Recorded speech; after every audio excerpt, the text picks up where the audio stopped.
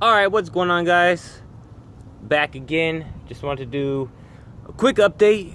So, as you can see next to me, I'm sitting next to the rotor. And I was able to get all the studs out, which I didn't think it was going to be a pain in the ass at first. But on here, you got the heat shield or the dust shield, whatever you want to call it. I'm pretty sure it's just a heat shield. Well, on the back of the rotor, hang on, I'll take this off so I can give you guys, hopefully it's not too dark. Alright, so I got the rotor off, and you got this heat shield right here. So on the other side, on the passenger side,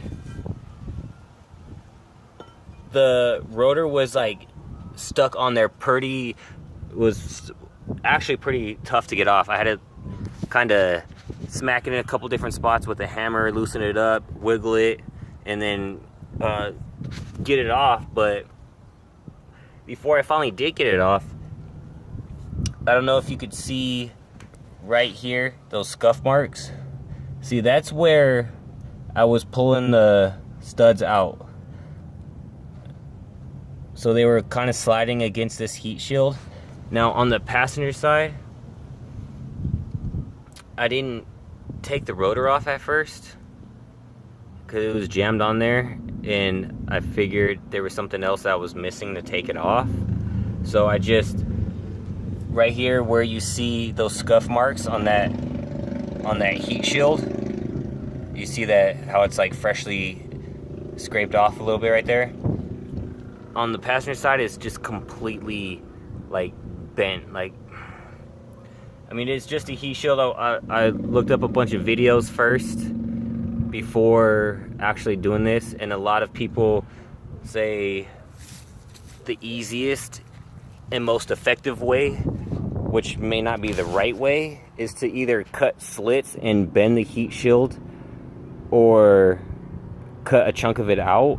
I don't have any kind of I have the only tools that might be able to make a slit in that is some gardening shears for, you know, like trimming trees and bushes and shit. But I figured that'd be a little too of a hack job, and I didn't want to fuck anything up. So I just pounded one of the studs, bent it, and then took another a similar size bolt that was the same size as the stud, and kind of took a hammer and hit it back and forth like you would do with like a tab on the soda can. Just bend it back and forth until it just snaps off. So I did that, but I didn't like snap it off.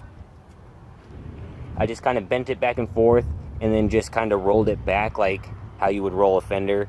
You just keep going back and forth until it starts to flatten out.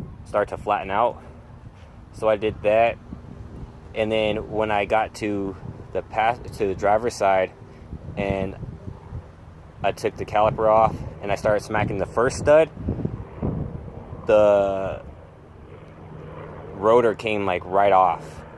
So that was kind of a kick in the ass. I wasted like a half an hour just fucking with that one side. So now I got, as you can see, I have all of the wheels and studs out. The front was really easy. The heat shield was already I don't know if you can see it, it's kind of dark, but the heat shield was already it was already bent right here, so the studs slid right out, and it was like that on both sides. And I didn't have to take the brake calipers off the front. The only thing was I had to take them off the back, because the only opening on the heat shield, the only opening on the heat shield was right behind the calipers. So I had to take the rear calipers off. Now the only thing is I have to get a press tool to press open the calipers when I go and put them back onto the rotor after I put the new studs in, which I'm gonna have to get that tomorrow because I don't have one and it's already getting kind of late, and obviously I can't go anywhere. So that is that. Just wanted to do a quick update. I do have her on stands, and I have my 1.5 ton Harbor Freight low pro floor jack slightly pressured up under the diff just in case, but hopefully we don't have any earthquakes. Since I live out here in Cali, we have more earthquakes than anything else, so hopefully we don't have any earthquakes and this shit doesn't fall off the jack stands. Then I would be pretty screwed. So anyways, I'm gonna call it a night. Just wanted to give you guys a quick update. I was able to get everything prepared for tomorrow for the new studs and the new lug nuts, and hopefully I will be getting everything back together at a decent time tomorrow. Like I mentioned earlier, I'm gonna set you guys down for a second. And you know what is a good idea to, if you are doing something like this and you can't finish it right there on the spot, what I like to do is put all the nuts or the bolts or screws or whatever you're working with, put them in where they go, but obviously you don't put studs in front ways, but I like to put everything in just like I have with the, you're not gonna be able to see much, but the brake calipers I have, yeah, it's really dark, but I haven't taken off, but I have the bolts loosely put into where they are supposed to go, just in case you lose anything, or just in case something falls or something gets knocked over, or the wind, or dogs, or kids, or pets, or you know, whatever might walk by and knock some stuff over. That kind of ensures you the safety of your hardware.